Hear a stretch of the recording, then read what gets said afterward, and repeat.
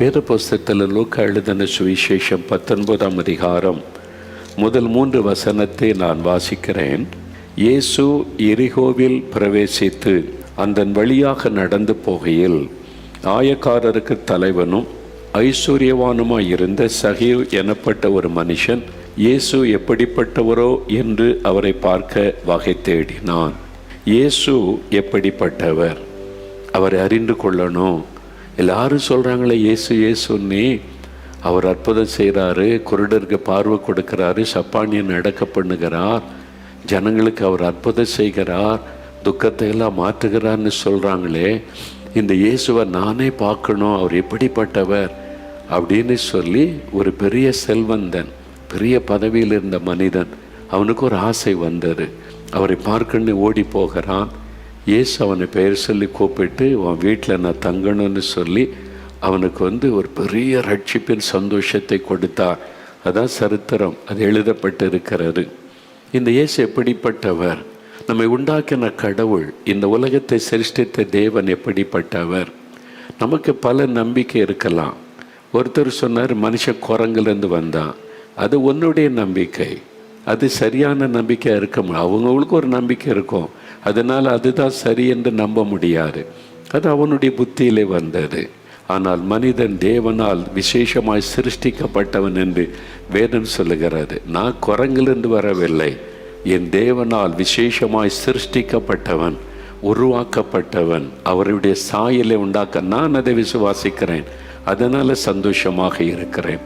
அப்படி ஒவ்வொருவருக்கும் கடவுளை பற்றி நம்பிக்கை உண்டு. உலகம் முழுவதிலும் ஒவ்வொரு இடத்திலும் ஒவ்வொரு இனத்திலும் ஒவ்வொரு விதமான நம்பிக்கைகள். ஆனால் எல்லாம் சரியாக இருக்குமா? இருக்காது. உண்மையான அந்த தெய்வம் கடவுள் யார், அவர் எப்படிப்பட்டவர், அவர் எப்படிப்பட்ட சுபாவம் உள்ளவர், நம்மகிட்ட என்ன எதிர்பார்க்கிறார், நமக்கு என்ன செய்வார், நமக்காக என்ன செய்தார். ஏதோ அவர் வந்தார், கல்யாணம் பண்ணார், 2 பொண்டாட்டி கட்டினார், அவர் இப்படி ஆனார் அப்படி ஆனார்னு அதனால எனக்கு என்ன பிரயோஜனம்? கடவுள் என்று சொல்லுகிற எனக்கு என்ன செய்தார், எனக்காக என்ன செய்தார், அவர் இப்போ எனக்கு என்ன செய்ய முடியும்? என்கிட்ட அது கொண்டு வா, இது கொண்டு வா, அங்கே வா, இங்கே வா, இந்த பணத்தை கூட அதை கூட கேட்குறாருன்னா எனக்கு என்ன பிரயோஜனம்? நம்முடைய நம்பிக்கையில் கொஞ்சம் ஒரு ஆறுதலாக தெரியும். அது முழுமையான விடுதலையும் அல்ல, ஆசீர்வாதம் அல்ல. அவர் என்றால் நம்மோட பேசணும், நம்ம கூட இருக்கணும், நம்ம கூட ஒரு தாயை போல தகப்பனை போல இருக்கணும். அப்போ கடவுள் எப்படிப்பட்டவர் அறிந்து கொள்ள விரும்புகிறார். நீங்கள் விரும்பணும், என்னை உண்டாக்கின கடவுள் எப்படிப்பட்டவர், இவர் உண்மையாக இருக்க முடியுமா, இவரா அவரா இவரா, இதை சொல்கிறாங்க அங்கே சொல்கிறாங்க எல்லாரும் சொல்கிறாங்க. அதனால் யார் எனக்கு தெரியணும்னு தேடி பாருங்கள், நீங்கள் அறிந்து கொள்ள முடியும். இந்த வேத புஸ்தகத்தில் அந்த கடவுள் எப்படிப்பட்டவர் என்று பல காரியம் சொல்லப்படுகிறது. சொல்லப்பட்டது இன்றைக்கி நடக்குதா அதை தான் பார்க்கணும். என்றைக்கோ எழுதி வச்சாங்க, அப்போ சொல்லியிருக்குதையா, அந்த காலத்தில் இருந்தே முன்னோர்கள் என்ன தப்பாக சொல்லுவாங்க அப்படின்னு சொல்லி நிறைய பேசி விதண்டவாதம் பேசி நமக்கு என்ன பிரயோஜனம்? இன்றைக்கு அது நடக்குதா? 2000 வருஷத்துக்கு முன்னால் இயேசு அற்புதம் செய்தார் பேசினார், நீங்கள் இன்றைக்கி பேசுகிறாரா? இன்றைக்கி அற்புதம் செய்கிறாரு. அதுக்கு தானே இந்த சாட்சிகளை உங்கள் முன்னால் காண்பிக்கிறோம். இதை மாதிரி ஆயிரக்கணக்கான சாட்சிகள் இருக்கிறதே, அனுபவங்கள் இருக்கிறதே. அது கற்பனை கிடையாது, அவனுடைய ரியல் எக்ஸ்பீரியன்ஸ், ஒரு ரியல் உண்மையான அனுபவம் அல்லவா? ஏதோ ஒருத்தர் 2 பேர் சொன்னால் அது எப்படி நம்புறதுன்னு சொல்லலாம். ஆயிரங்கள், எல்லா நாடுகளிலும் எங்கே போனாலும் நீங்கள் யோசிக்க வேண்டும். அப்போ இந்த கடவுள் எப்படிப்பட்டவர், இந்த இயேசு எப்படிப்பட்டவர் அறியும் போது தான் அந்த ஆசீர்வாதத்தை பெற்றுக்கொள்ள முடியும். இப்போ இயேசு கிறிஸ்து அவரை குறித்து சொல்லப்பட்டிருக்கிறதுல ஏசாயா 9ஆம் அதிகாரம் 6ஆம் வசனத்தில் இயேசு இந்த உலகத்தில் வந்தபோது அவருக்கு பல பெயர்கள் கொடுக்கப்பட்டது.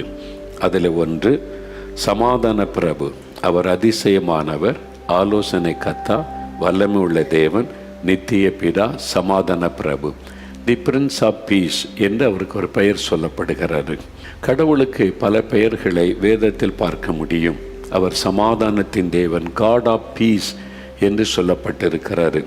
ரோமர் 15ஆம் அதிகாரம் 33வது வசனம், 1 தெசலோனிக்கர் 5ஆம் அதிகாரம் 23வது வசனம், பிலிப்பியர் 4ஆம் அதிகாரம் 9ஆம் வசனம். இந்த வசனங்களிலெல்லாம் சமாதானத்தின் தேவன், வானத்தையும் பூமியை உண்டாக்கினவர், நம்மை சிருஷ்டித்த தேவனுக்கு ஒரு பெயர் சமாதானத்தின் தேவன் என்பதாய் சொல்லப்படுகிறாரு.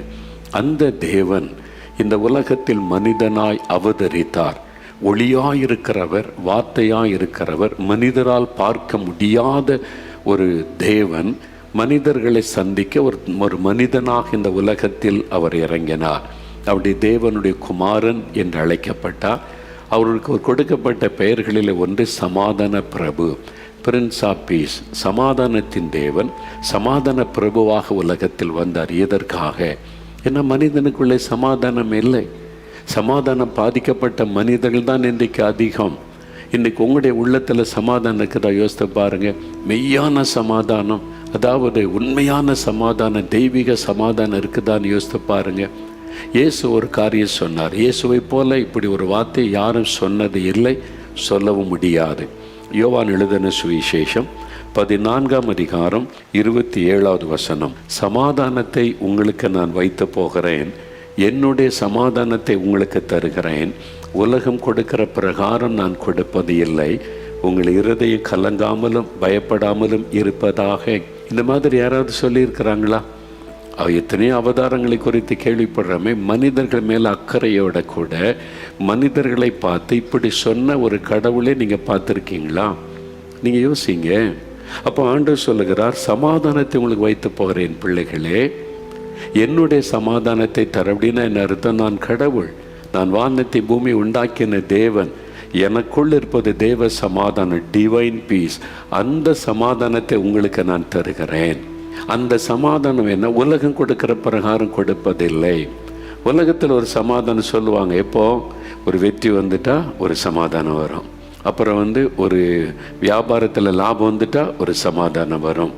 ஒரு நன்மையை பார்த்துட்டா சமாதானம் வரும். அது என்னைக்கு நிலைச்சிருக்குமா? மறுபடியும் தோல்வி வரும், மறுபடியும் நஷ்டம் வரும், இழப்பு வரும். அப்போ எல்லாம் போயிடும், பாதிக்கப்பட்டு விடும். அது நிலையான சமாதானம் அல்ல. நீ குடிகாரங்கள், போதை மருத்துவங்களை பயன்படுத்தினவங்களை கேளுங்க, கொஞ்சம் நிம்மதியாக இருக்குன்னு குடிக்கிற ஐயா, நிம்மதியே இல்லை. கோடிக்கணக்கான பேர் குடிக்கிறாங்க, நிம்மதி இல்லை, சமாதானம் இல்லை என்று. அதான் இன்னைக்கு சமுதாயத்தில் பார்க்குறோம். அவன் குடிச்சுட்டா சமாதானம் வந்துடுமா? போதை இருக்க வரைக்கும் அந்த துக்கத்தை மறந்து போய் மனநிலை பாதிக்கப்பட்ட மயக்கத்தில் இருக்கிறான். அவ்வளோதான். மயக்கம் தெளிஞ்சு நார்மலுக்கு வந்தோன்னா மறுபடியும் துக்கம், கவலை. அப்போ அது நிரந்தரமான சமாதானத்தை உலகத்தில் எதுவும் தர முடியாது. அதனால் தான் இயேசு சொல்லுகிறார், நான் கொடுக்கிற சமாதானம் நிரந்தர சமாதானம்.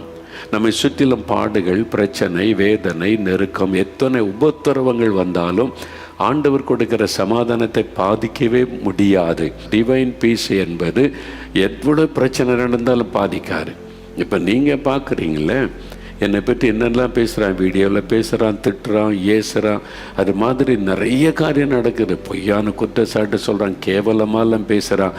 இதெல்லாம் கேள்விப்படும் போது நான் சோர்ந்துருவேன், நான் பயந்துருவேன், கலைங்க. ஆனால் ஒன்றுமே என் உள்ளத்தை பாதிக்கிறதே இல்லை. எப்போவுமே உள்ள சமாதானமாக, யார் என்ன பேசுனா நமக்கு என்ன, யார் என்ன திட்டுனா நமக்கு என்ன, ஐயோ இப்படி பேசுகிறான்னு அப்படி பேசுகிறான்னு இல்லாத பொல்லாது பேசுகிறான், சோர்ந்து போக இல்லை. எனக்கு ஆண்டவர் கொடுத்த சமாதானம் நிரந்தரமானது, எதுவும் என்னை பாதிக்காது. எத்தனை பேர் என்ன பேசினாலும் சொன்னாலும் என் உள்ளத்தின் சமாதானம் பாதிக்காது. ஏன்னா அது தேவ சமாதானம். எதுவுமே நம்ம பாதிக்காத, எப்பொழுதும் நமக்குள்ள நிம்மதி, ஆத்மா அமைதி. படுத்த நிம்மதியை தூங்குறேன், சந்தோஷமாக இருக்கிறேன். யார் வேணாலும் என்ன வேணாலும் சொல்லிவிட்டு போகட்டும், அது என்னை பாதிக்காது. நம்ம உள்ளத்தை, நம்முடைய சமாதானத்தை எதுவுமே பாதிக்காத அளவு கொடுக்கிற சமாதானம் இருக்கிற, அதான் தேவ சமாதானம். சரி, நம்முடைய சமாதானத்தை பாதிக்கிற விஷயம் என்ன? அவர் எப்படி எனக்கு சமாதானம் கொடுக்க முடியும்? இன்றைக்கி உங்கள் உள்ளத்தை சமாதானம் இல்லை, பாதிக்கப்பட்டிருக்குது. நீங்கள் பாதிக்கப்பட்ட உள்ளத்தோடு தான் இருக்கிறீங்க. ஏன் இந்த பாதிப்பு, சமாதானம் இல்லை தெரியுமா? யோவான் 20ஆம் அதிகாரம் 19ஆம் வசனத்தில் இயேசு கிறிஸ்து மரித்து உயிர்த்தெழுந்தார். அவர் மரித்து அடக்கம் பண்ணிட்டாங்க. இயேசுவோடு இந்த சீஷர்கள் நினச்சாங்க, இயேசு அடக்கம் பண்ணிட்டாங்க, எல்லாம் முடிஞ்சு போச்சு, இனிமேல் என்ன செய்கிறது? இயேசுவை அவருடைய மத தீவிரவாதிகள், அந்த மத தலைவர்கள் கொன்னுட்டாங்களே, எல்லாம் முடிஞ்சு போச்சு, இனிமேல் எப்படி வாழ போகிறோம்? எதிர்காலத்தை குறித்த பயம், நம்மையும் கொண்டு விடுவார்களோ என்ற பயம், கலக்கத்தில் இருக்கிறாங்க, பயந்து போய் இருக்கிறாங்க. இயேசு மரணத்தை ஜெயித்து உயிரோடு எழுந்தார். அவர் ரூமுக்குள்ளே நின்று சொல்லுகிறார், உங்களுக்கு சமாதானம், பீஸ் பி அன்டு யூ. நான் உயிரோடு இருக்கிறேன், மரணத்தை ஜெயித்தேன். நான் சொன்னேனே, என்னை சிலுவையில் அரைஞ்சு கொல்லுவாங்க, அடக்கம் பண்ணுவாங்க. 3வது நாள் உயிரோடு எழும்புவேன்னு சொன்ன மாதிரி இயேசு உயிர்த்தெழுந்தார். அவர் இன்றைக்கும் உயிரோடு இருக்கிறார் என்பதற்கு நான் சாட்சி, லட்சக்கணக்கான மக்கள் சாட்சி. இயேசு இன்றைக்கு உயிரோடு இருக்கிறதுனால தான் இதே மாதிரி அற்புதங்கள் நடக்கிறது. இயேசு கற்பனை கடவுள் அல்ல. இயேசு கிறிஸ்து உண்மையான ஜீவனுள்ள ஆண்டவர், பேசுகிறவர், அற்புதம் செய்கிறவர். இன்றைக்கும் ஆண்டவர் அற்புதம் செய்கிறார். இல்லை அவங்களுக்கு நடக்க இவங்களுக்கு நடக்க. வேதத்தில் ஒரு வசனம் இருக்கு, தேவன் நல்லோர் மேலும் தீயோர் மேலும் மழையை பெய்ய பண்ணுகிறார்.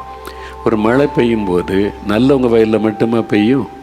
அந்த நல்லவங்க நிமித்தம் ஆண்டவர் மழையை கொடுக்கிறார். ஆனால் லஞ்சம் வாங்குறவனு ஊழல் பண்ணுறவனுடைய நிலத்துல இருந்தால் அந்த தண்ணீர் பாய்கிறார். ஆண்டவர் பட்சபாரம் பார்க்கறது இல்லை. ஆண்டவர் எல்லாருக்கும் பொதுவான சில காரியம் செய்கிறார். அதை வச்சுட்டு அவன்லாம் ரொம்ப பக்தி உள்ளவன் நல்லவனை நம்பிட முடியாது. அதே மாதிரி தான் ஆண்டவரை நோக்கி கூப்பிடும்போது சில காரியம் நடக்கும் இயற்கையாகவே. அதை வச்சுட்டு நம்ம நினைக்கக்கூடாது. குறிப்பாக அவர் உங்களோட பேசினாரா, உங்களை சந்திச்சாரா, அவர் உங்களுடைய வாழ்க்கையை மாற்றினாரா, உங்களுக்கு அற்புதம் நடந்ததா யோசித்து பார்க்கணும். இயேசுவே நீ கூப்பிட்டா போத விடுதலை. இப்போ நீ கூப்பிட்டு பாருங்க, இயேசுவே நீர் மரித்த உயிரோடு இருக்கிறீர், நான் விசுவாசிக்கிறேன், இவங்களுக்கெல்லாம் அற்புதம் செய்தீங்க, எனக்கு விடுதலை கொடுங்க. பயம் உடைய சமாதானத்தை பாதிக்கும். பயம் நிறைய பேருடைய தூக்கம் பாதிக்கப்பட்டு இருக்கிறது. நிம்மதி இல்லை, வீட்டில் படுக்க முடியல. பயம், டிப்ரெஷன், மன அழுத்தம். அதுக்கு பின்னால் இருப்பது பிசாசு, அந்த ஆவி, பயமுறுத்துகிற ஆவி, அடிமைப்படுத்துகிற ஆவி. இயேசு அதை ஜெயித்தார். சிலுவையில் அவர் மரித்த உயிரோடு எழுந்தபோது பிசாசை ஜெயித்தார், சாத்தானை ஜெயித்தார். அதனால தான் இயேசுன்ற பேரை சொன்ன பிசாசு நடுங்கும், பயப்படும், விடுதலை உண்டாகும். இன்றைக்கு எனக்கு அன்பானவர்களே, பாவத்தினால உங்கள் சமாதானம் பாதிக்கப்பட்டிருக்கலாம், வியாதியினால் உங்கள் சமாதானம் பாதிக்கப்பட்டிருக்கலாம், பயத்தினால பிசாசின் கிரியைகளினால் உங்களுடைய சமாதானம் பாதிக்கப்பட்டிருக்கலாம். இயேசு சொல்லுகிறார், என் மகனே மகளே, என் சமாதானத்தை உனக்கு தருகிறேன், உங்கள் இருதயம் கலங்காமலும் பயப்படாமலும் இருப்பதாக. எவ்வளோ அற்புதமான ஆண்டவர். நீ பயப்படாத, நீ கலங்காத, நான் உனக்கு என் சமாதானத்தை தருகிறேன் அப்படின்னு இயேசு சொல்லுகிறார். எவ்வளோ அற்புதம் பார்த்தீங்களா? இன்றைக்கு நீங்கள் பெற்றுக்கொள்ளுவீங்க. இந்த ஆசீர்வாதத்தை இயேசு மட்டும்தான் தர முடியுன்றீங்க. அது எப்படி? இயேசு மட்டும்தான் நமக்காக மரித்து பரிகாரம் செய்து மரணத்தை ஜெயித்த உயிரோடு கூட எழுந்தவர். அதனால்தான் மற்றதெல்லாம் அவர் அங்கே சமாதி ஆகிட்டார், இங்கே சமாதி ஆகிட்டார், அந்த சமாதி இந்த சமாதின்னு சொல்லுவாங்க. செத்து போய் சமாதியான ஒருத்தர் எப்படி நமக்கு அற்புதம் செய்ய முடியாது? ஆவி, அசுத்த ஆவி தான் கிரியை செய்யும். மரித்தும் உயிரோடு இருக்கணும். அவர் தான் மெய்யான ஆண்டவர். அப்படி தான் நம்ம நோக்கி பார்க்கணும், விசுவாசிக்கணும். ஒவ்வொன்றுக்கும் ஒரு காரணம் சொல்லி நம்மளை ஏமாற்றுவாங்க. அதனால் என்ன பிரயோஜனம்? உங்கள் காசு தான் விரையும், உங்கள் டைம் தான் விரையும். சும்மா போகிறதுனால சோறு, சின்ன திருப்தி, அவ்வளோதான். ஆனால் மெய்யான ஒரு சமாதான சந்தோஷ விடுதலைன்னா இயேசுவால் உங்களுக்கு தர முடியும். அவர் மரித்து உயிர்த்தெழுந்தார்.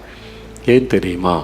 1 பேதுரு 2:24 சொல்லப்பட்டு இருக்கிறது, இயேசு கிறிஸ்து நம்முடைய பாவத்தை மன்னித்து நமக்கு சமாதானம் கொடுக்க நம்முடைய பாவங்களை சிலுவையில் சுமந்தார் என்று வேதத்தில் சொல்லப்பட்டிருக்கிறது. மத்தேயு 8:17 இயேசு நம்முடைய பலவீனங்களை ஏற்றுக்கொண்டு நம்முடைய நோய்களை சிலுவையில் சுமந்தார். நம்முடைய நோய்கள், பலவீனத்தை கூட சிலுவையில் சுமந்தார். அதனால தான் அவர் நம்மை குணமாக்க முடிகிறது. அது மாத்திரம் கலாத்தியர் 3:13 இயேசு சிலுவையில் நமக்காக சாபமானார். நம்முடைய சாபத்தை தன்மேல ஏற்றுக்கொண்டு நமக்காக சிலுவையில் மரித்தது அவர் பரிகாரத்தை உண்டாக்கி முடிச்சிட்டார். அதனால இயேசுவினால சாபத்திலிருந்து விடுதலை. ஏசாயா 53:4 நம்முடைய பாடுகளை ஏற்றுக்கொண்டு துக்கங்களை சுமந்தார். நம்முடைய துக்கத்தை எல்லாம் கூட அவர் சிலுவையில் சுமந்துட்டார். அதனால நமக்கு துக்கத்திலிருந்து, பாடுகளிலிருந்து விடுதலை. அவர் சிலுவையில் சிந்தின ரத்தம். ஏசாயா 53:5 சொல்லப்பட்டு இருக்கிறது வேதத்தில், நமக்கு சமாதானத்தை உண்டு பண்ணும் ஆக்கின இயேசுவின் மேலே வந்தது. மக்களுக்கு சமாதானத்தை கொடுக்க அந்த எல்லா பழிகளையும், பாவ சாபத்தை நான் ஏற்றுக்கொள்கிறேன் அப்படின்னு சொல்லி அவர் தன்னை அதற்கு அர்ப்பணித்து நமக்கு சமாதானத்தை உண்டு பண்ண ஆக்கினையை அவர் ஏற்றுக்கொண்டார்.